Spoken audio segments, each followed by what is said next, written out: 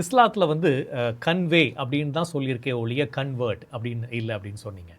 இதன் அடிப்படையில் இந்த இஸ்லாத்தை தவறாக புரிந்து கொண்டு அந்த மத பயங்கரவாதத்தை வந்து இந்த பயங்கரவாத அமைப்புகள் காலங்காலமாக செஞ்சுட்டு வராங்க. அதை ஒரு பக்கம் நீங்கள் கண்டிச்சிட்டு இருக்கிறீங்க. இதில் வந்து போரை பற்றி பேசும்போது இப்போ சமகாலத்தில் நடந்துகிட்டு இருக்கக்கூடிய தற்போது நடந்து கொண்டிருக்கக்கூடிய இந்த போரை பற்றி நம்ம பேசி ஆகணும். ஈரான், இன்னொரு பக்கம் அமெரிக்கா, இஸ்ரேல், இந்த போர் நடந்து கொண்டு இருக்கிறது. அதுவும் குறிப்பாக இந்த ரமலான் இந்த காலகட்டத்தில் நடந்து கொண்டு இருக்கிறது. இதில் பாதிக்கப்படக்கூடிய நாடுகளும் இஸ்லாமிய நாடுகளாக, வளைகுடா நாடுகளாக இருக்கிறாங்க. இதை எப்படி பார்க்குறீங்க? இப்போது 3 நாடு வருது நீங்கள் சொல்கிறதில். America, Israel, Iran.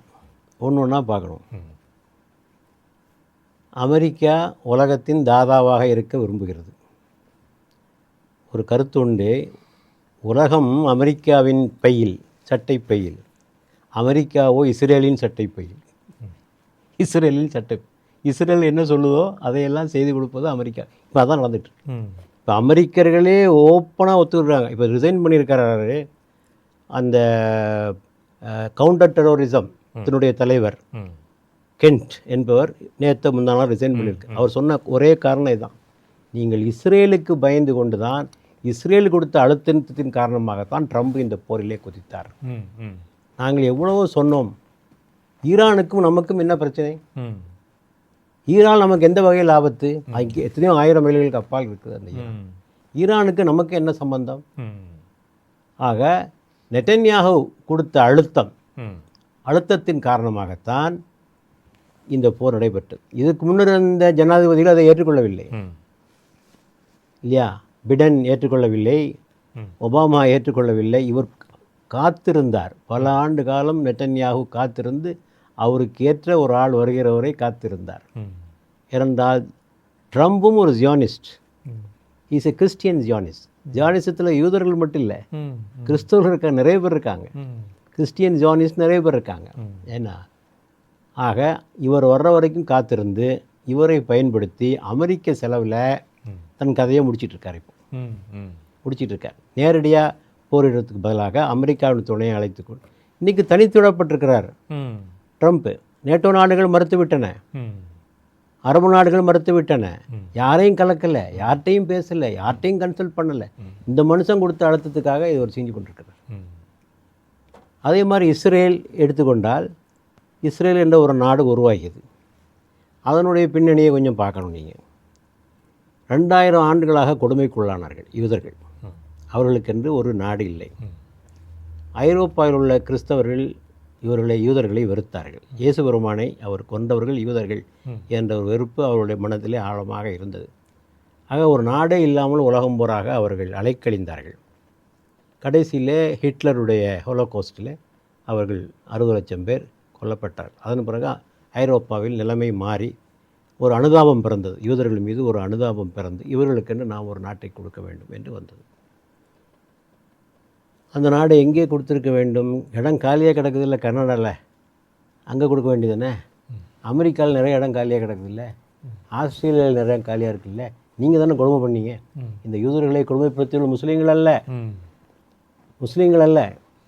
இன்னொன்று நீங்கள் தெரிந்து கொள்ள வேண்டும், இந்த யூதர்கள் உலகமெல்லாம் கொடுமைப்படுத்தப்பட்ட காலகட்டத்தில் அவர்களுக்கு ஆதரவு அளித்தவர்கள் முஸ்லீம்கள். இதெல்லாம் உண்மை. ஒரு புக் இருக்குது, நீ வேணால் முடிஞ்சால் படித்து பேர். ஓ ஜெருசலம்னு ஒரு புக் இருக்குது. டொமினிக் லெப்பேரே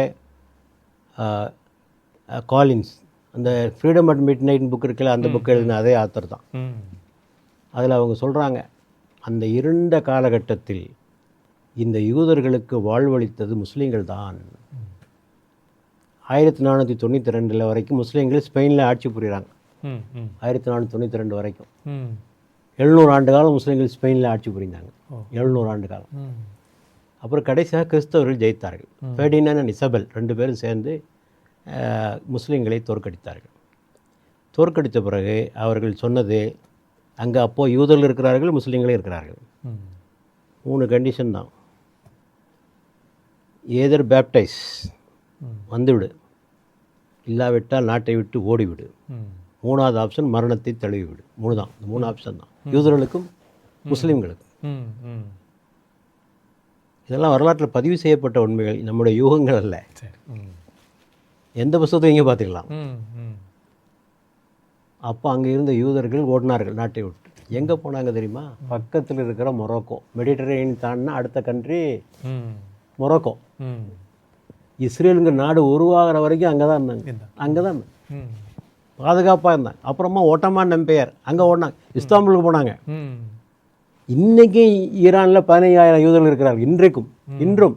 ம் ம் ஆக ஐரோப்பாவில் கிறிஸ்தவர்களால் யூதர்கள் ஓட ஓட விரட்டப்பட்ட போது அவர்களுக்கு வாழ்வளித்தவர்கள் முஸ்லீம்கள் தான். அவ்வளோ நெருக்கமாக இருந்தாங்க. நான் சொன்னேனே ஜெருசலத்துக்கு போனேன்னு, அதோட இதுக்கும் போனேன், ஸ்பெயினுக்கும் போனேன். அப்போ அங்கே ஒரு கட்டிடத்துக்குள்ளே என்னை கூப்பிட்டு போனாங்க. அப்போ அந்த ஒரு கைடு சொன்னார், இது என்ன கட்டிடம் சொல்லுங்கள் அப்படின்னு கேட்டார்.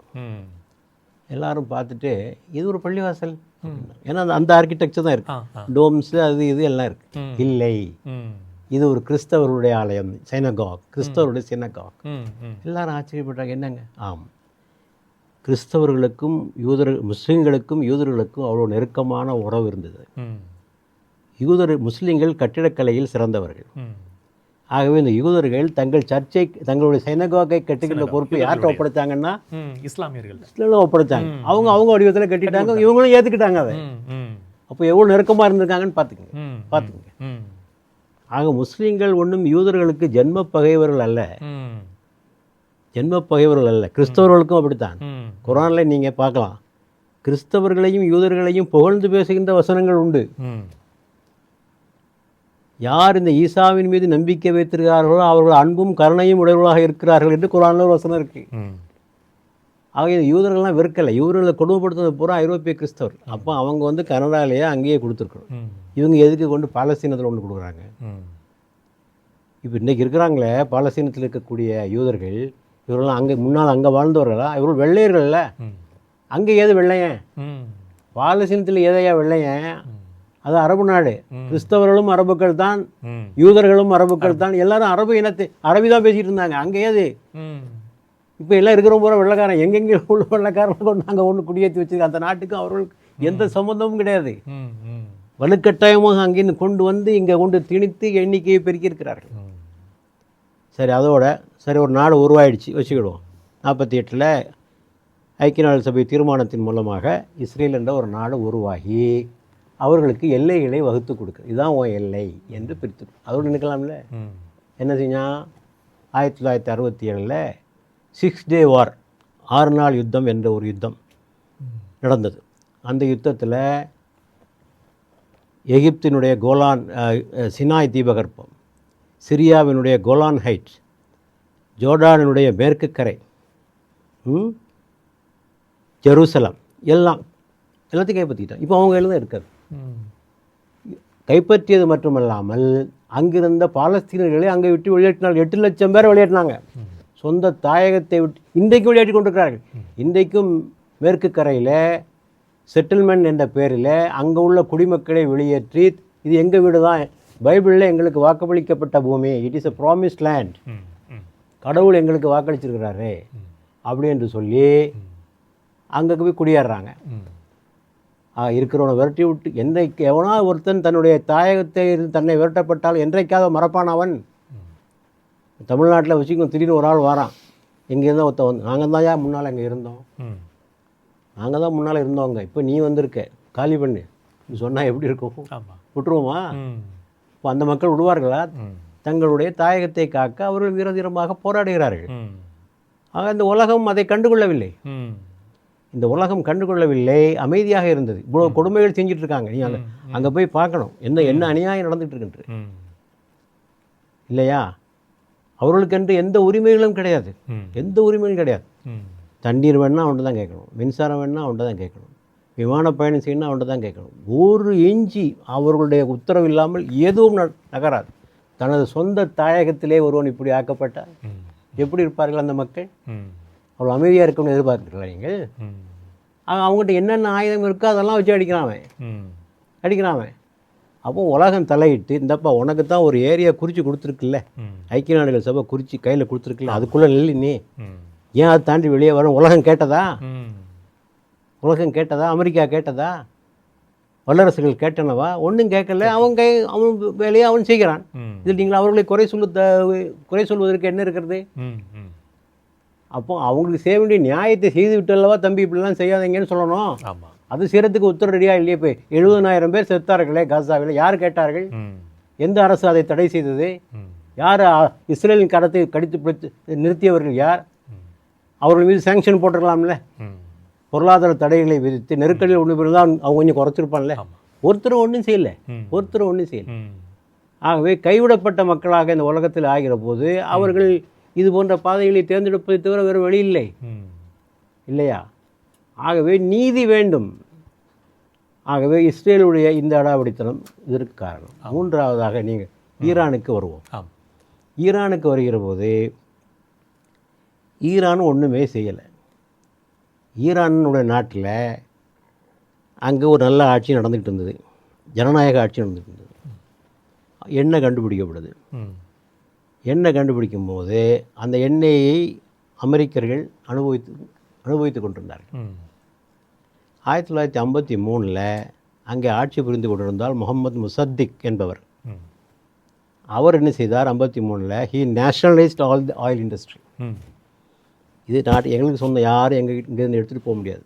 இவங்களுக்கு வந்துச்சே கோவம். இவ்வளோ நாளாக அனுபவிச்சுட்டு இருந்தாங்க அந்த எண்ணெய் வளத்தை, இவர்கள் அனுபவித்து கொண்டிருந்தார். இந்த ஆள் வந்தோடனே நேஷனலைஸ் பண்ண உடனே என்ன செஞ்சால் அவரை தூக்கிட்டாங்க. அவரை தூக்கிட்டு ஒரு மன்னர் ரஸா பஹலவி, ஒரு மன்னரை கொண்டு ஆட்சியில் கொண்டு அமர்த்தி விட்டார். இவர்கள் வைத்த பொம்மை மன்னர், இவங்க ஆற்றபடியெல்லாம் அவர் ஆடுவார். 1953 தொடங்கி 79 வரை அந்த பஹலவி அவர் தான், மன்னர் தான் ஆண்டு கொண்டிருந்தார். நல்லா அனுபவிச்சுக்கிட்டு இருந்தாங்க. ஆயில குறைஞ்சி சொற்ப விலைக்கு வாங்கி அனுபவிச்சுட்டு இருந்தாங்க. 79 ஆயத்துல்லா கோமினி இங்கே வந்து சேருகிறார். வெளிநாட்டில் இருந்து புரட்சிக்கான சூழ்நிலையை உருவாக்கி வந்து சேர்ந்து அவர் ஆட்சியை கைப்பற்றினார், நாட்டை வலுப்படுத்தினார். இவர்களுக்கு கிளி பிடித்து கொண்டது. இந்த ஆள் வந்தால் நம்மளை விட மாட்டாங்க. அவர்கள் ஈரானியர்கள் அடிப்படையிலே திறமையாளர்கள், அரபுக்களை விட அவர்கள் திறமையாளர்கள். ஏன்னா 5000 வருட கால நாகரிக பாரம்பரியம் அவர்களுக்கு. Persian civilisation 5000 years old. ஆகவே கடுமையான உழைப்பாளிகள். ஏன்னா இன்றைக்கும் அங்கே பெண்கள், அரசு அலுவலகங்களிலே 60% ஊழியர்கள் பெண்கள் ஈரானில், பார்த்துக்கிடுங்க. அப்போது அவங்க வளப்படுத்தி அவங்க மேலுக்கு வர்றாங்க. பார்த்தான் அமெரிக்காக்காரன், ஆஹா ஈரான் கை ஓங்குகிறது, இவர்களை எப்படி மட்டுப்படுத்துவது என்று 1980 சதாம் ஹுசைனை தூண்டிவிட்டு அங்கே போய் போர் தொடுக்க 8 வருஷ காலம் போர். ஒரு காரணம் கிடையாது, ஒரு காரணம் இல்லாமல் சதாம் ஹுசைனை தூண்டிவிட்டு ஈரானை அடி அடி என்று அடித்து நொறுக்கினார்கள். கடைசியாக ஒரு வழியாக அந்த போர் முடிவுக்கு வந்தது. ஏன்னா அப்புறம் அவர்கள் வேகமாக வளர்ந்து வருகிறார்கள். இதை பார்க்கிறார்கள் இஸ்ரேலியர்கள். நமக்கு மத்திய கிழக்கில் வேறு யாராலும் எந்த ஆபத்தும் இல்லை. இந்த அரபுக்கள் கோழைகள், மன்னர்கள், சுகவாசிகள், நல்லா ராஜ வாழ்க்கை வாழ்ந்து நல்லா சாப்பிட்டுக்கிட்டு, என்ன நல்ல மந்தி சாப்பாடு சாப்பிட்டுக்கிட்டு உட்காந்துட்டு இருக்கான். இவனால நமக்கு எந்த ஆபத்தும் கிடையாது. நமக்கு ஒரே சேலஞ்ச் இவர் தான், இந்த ஈரான் தான். இவனை ஒழிக்கணும். அதுக்காக 45 வருஷமாக போட்டு போராடுறாங்க இஸ்ரேல். கடைசியாக அமெரிக்காவில் மற்ற ஜனாதிபதிகளும் அதுக்கு இடம் கொடுக்கல. இந்த ஆள் அதுக்கு பணிஞ்சிட்டார். நெட்டன்யாவுடைய நெருக்கடிக்கு பயந்து போர் தொடுத்தார்கள். ஈரான் என்ன பாவம் செய்தது அதை சொல்லுங்கள். ஈரான் அமெரிக்காவுக்கு என்ன பாவம் செய்தது? அது வரைக்கும் யாரும் சொல்லலையே. Iran is thread to America. எந்த வகையில் உங்களுக்கு த்ரெட்டு? அங்கே உள்ள மக்கள்லாம் அதான் கேட்குறாங்க, அங்கே உள்ள ஸ்காலர்ஸ் எல்லாம் அதான் கேட்குறாங்க. நீங்கள் பார்க்கலாம், யூடியூப்பில் பார்த்துக்கிட்டே இருக்கலாம். என்னப்பா ஆபத்து நம்மளால், அவங்களால் நமக்கு என்ன ஆபத்து? ஆக இதுதான் அந்த 3 நாடுகள். தேவையில்லாத ஒரு சண்டை நீங்க வேண்டும் என்றால் முதலாவதாக பாலஸ்தீனர்களுக்குரிய உரிமை கிட்ட வேண்டும். பாலஸ்தீன பிரச்சனையை தீர்க்காமல் மத்திய கிழக்கில் அமைதி என்பதே கிடையாது, கிடையவே கிடையாது. இது ஒன்று. ரெண்டாவது, இந்த மன்னராட்சி முறை ஒழிந்து மக்களாட்சி அங்கே மலர வேண்டும். மன்னராட்சி இருக்கிற வரை இந்த மன்னர்கள் தங்கள் ஆட்சியை காப்பாற்றிக் கொள்வதற்காக எது வேண்டுமானாலும் செய்வார்கள். அமெரிக்காவை தொலைக்கு அழைத்துக் கொள்வார்கள். தங்கள் நாட்டில் அமெரிக்க தளங்களை அமைப்பதற்கு அனுமதி கொடுப்பார்கள். எல்லாவற்றையும் அவர்கள் செய்து கொண்டே இருப்பார்கள். ஆக இது இருக்க வேண்டும். மூன்றாவது, அமெரிக்கா தன்னுடைய வாளை சுருட்டி கொண்டு சும்மா இருக்க வேண்டும். எப்படி ரஷ்யா இருக்கோ, எப்படி சைனா இருக்கோ, அது மாதிரி நீ உன் வேலையை பார்த்துட்டு போயேன். ஏன் உலகத்துக்கெல்லாம் ஏன் சட்டம் பிள்ளையா இருக்குன்னு சொல்லி நீ ஆசைப்படுறேன்? வீணாக அமெரிக்க மக்களுடைய வரிப்பணத்தை எல்லாம் இப்படி கொண்டு கொட்டி டாலர் மில்லியன் ட்ரில்லியன் டாலர்களை கொட்டி இப்படி வீணாக்க வேண்டும். அந்த நாட்டிலே ஏழைகள்னு இருக்காங்க, அந்த நாட்டிலே வீடு இல்லாதவங்க நிறைய பேர் இருக்காங்க.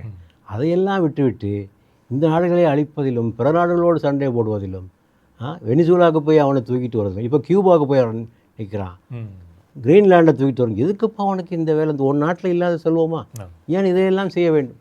ஆக இந்த சர்வாதிகாரத்தை, இந்த ஏகாதிபத்தியத்தை, யூனிபோலார் வேர்ல்டுன்னு சொல்கிறாங்களே, யூனிபோலார் வேர்ல்டு, ஒருமுகப்பட்ட ஒரு அமைப்பு, எல்லாம் என்கிட்ட தான் இருக்கணும், உலகமே நான் சொல்கிறபடி தான் நடக்கணும், இந்த எண்ணம் அமெரிக்காவுக்கு மாற வேண்டும். இப்படியெல்லாம் மாறாத வரைக்கும் உலகத்தில் ஒன்றும் அமைதிக்கிட்டு